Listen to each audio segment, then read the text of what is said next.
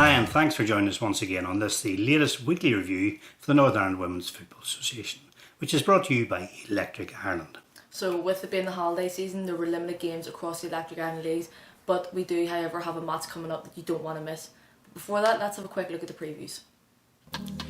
There are match highlights from the Division 3 League Cup quarter-final between the 22nd Ladies and Craigavon City Ladies.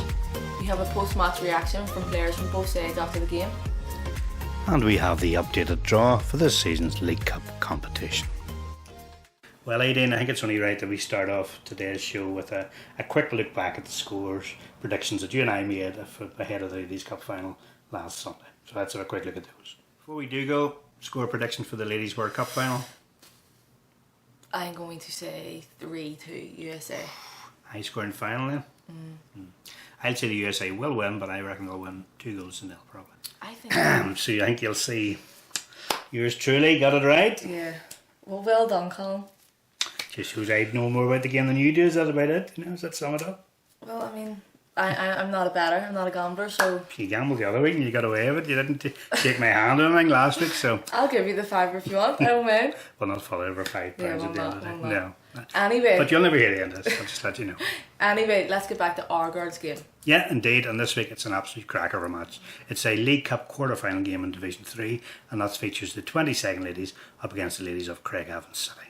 So this game turned out to be heart-stopping affair, with loads of action, loads of goals. So without further delay, let's have a look at the game.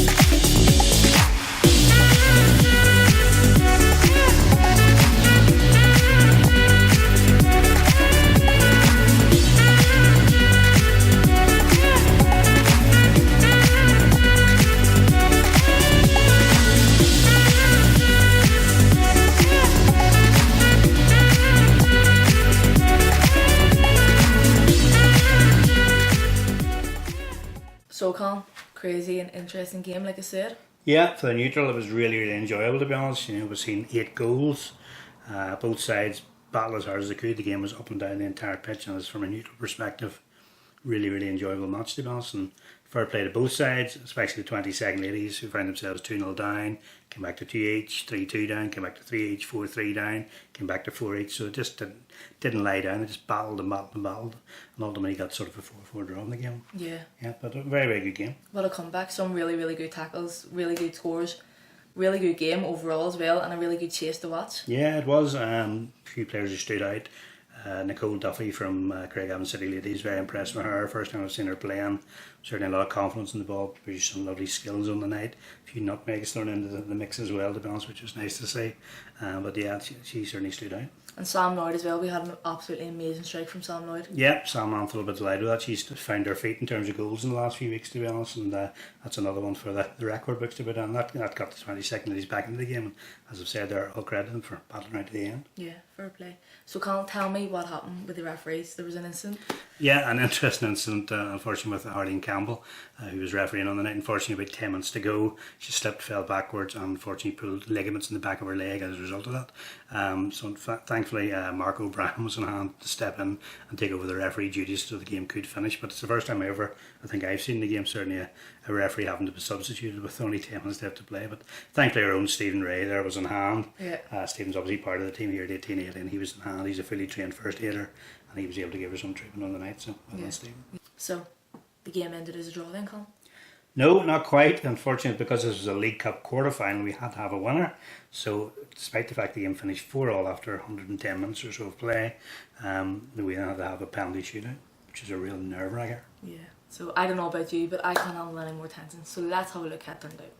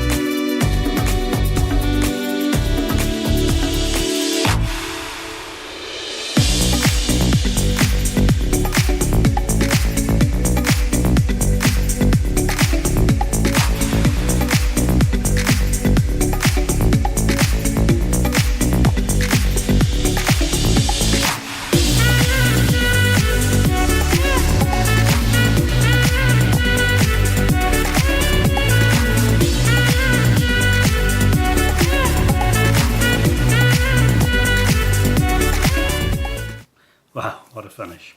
Penalty shootouts. Never nice. You have been involved in one? I have been involved in a few. Tell us more. They're nerve-wracking. No matter what level you play at, they're always going to be nerve-wracking. You feel there's loads of pressure on you. Obviously everyone's watching it. There's loads of pressure. Have you ever missed one?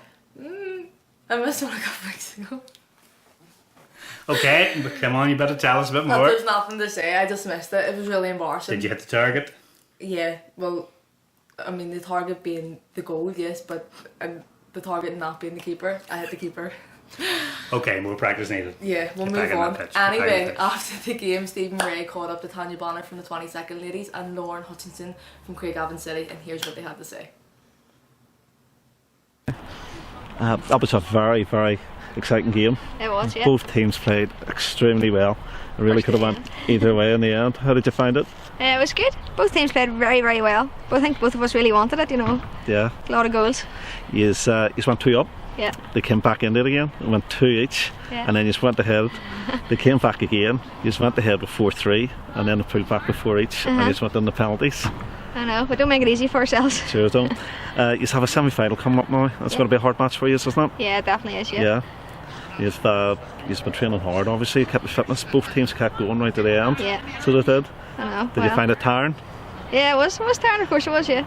During the game there was testing weather conditions as well. The rain came on. Yeah. It had everything really, didn't it? Of course it did, yeah, I know. And we were sort of saying how it was like the weather wasn't really that great, but it's not great for both teams, so couldn't really use it as an excuse. So. Well, you battled hard and just kept the heads up. Congratulations. Thank you. Good luck in the next round. Thank you. Well, that was some game tonight, wasn't it? It was brilliant, yeah. It really had everything. You fought so hard. We did. We fought from the very start. We were behind and then we kept coming back and then it was just great resilience. Yeah. You know, to keep at it and keep at it. And then the penalties could have went either way. It could have. I was very unlucky because penalties I don't think is very fair, but we kept battling. We fought hard and penalties, you know, it's hard one to go out on, like, you know. Yeah, it is very hard. The weather conditions as well. It was difficult at times with the rain coming down on you. It was very difficult. But commiserations. But well done.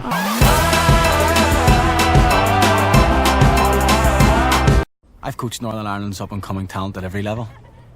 When you see raw talent, you know you've got to nurture that and develop that in the right direction.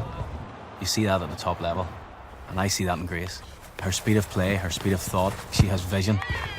She's going to be a real game changer. Electric Ireland, changing the game for women's football in Northern Ireland.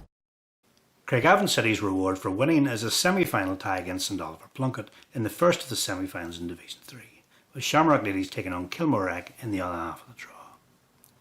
The rest of the League Cup semi-finals come out as follows. In the Championship, the Lisburn Ladies take on Downpatrick Ladies and Lurgan Town take on East Belfast. Division 1 semi-finals feature Portadown against Belfast Celtic and PSNIs versus St James's Swifts. Division 2 we have Colin versus Ballymaccash and Foyle Bales versus Louth Ladies. And finally in Division 4 it's St James's Swifts versus Lisburn Rangers and Banbridge Rangers versus Larne Olympic. And that concludes week 12 of our coverage of the 2019 NIWFA season. As ever, thanks so much for watching the review and for your support for women's football in Northern Ireland. As ever, it's bye for now, but don't forget, Girls Get Football!